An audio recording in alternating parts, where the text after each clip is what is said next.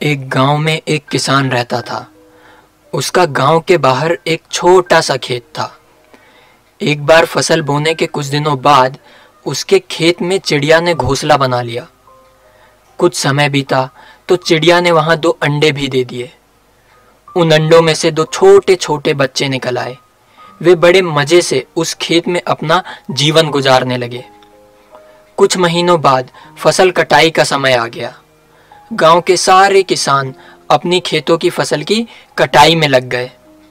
अब चिड़िया और उसके बच्चों का उस खेत को छोड़कर जाने का समय आ गया था।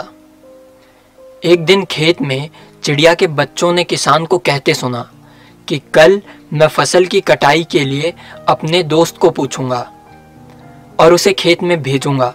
ये सुनकर चिड़िया के बच्चे परेशान हो गए। उस समय चिड़िया कहीं गई हुई थी। जब वापस लौटी तो बच्चों ने उसे किसान की कही बात बताई। माँ, आज हमारा यहाँ अंतिम दिन है।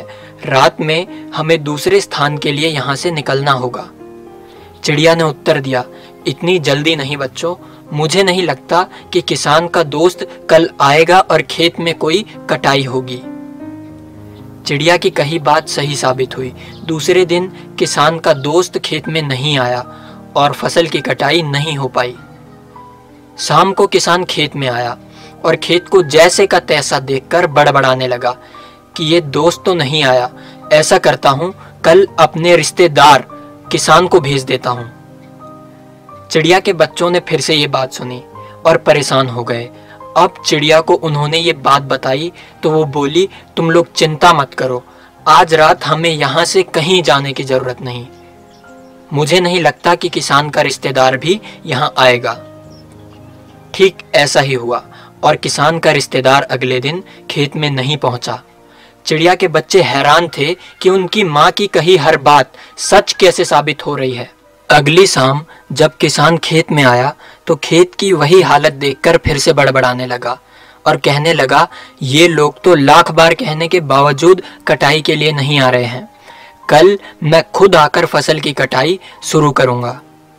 चिड़िया के बच्चों ने किसान की ये बात भी सुनी। अपनी माँ को जब उन्होंने ये बताया तो वो बोली, बच्चों अब समय आ गया है हमारा इस खेत को छोड़ने का। हम आज रात ही ये खेत छोड़कर दूसरी जगह चले जाएंगे।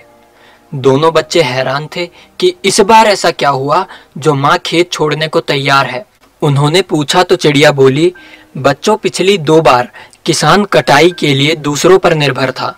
दूसरों को कहकर उसने अपने काम से पल्ला झाड़ लिया था, लेकिन इस बार ऐसा नहीं है। इस बार उसने ये जिम्मेदारी अपने कंधों पर ले ली है, इसलिए वो ये काम जरूर करेगा।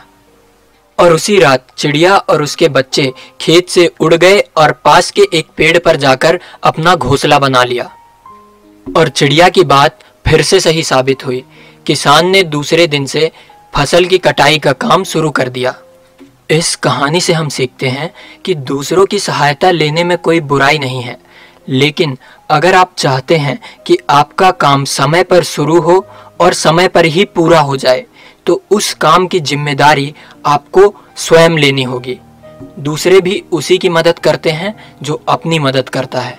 इसलिए दूसरों पर निर्भर होने से अच्छा है आप अपनी जिम्मेदारी खुद निभाएं।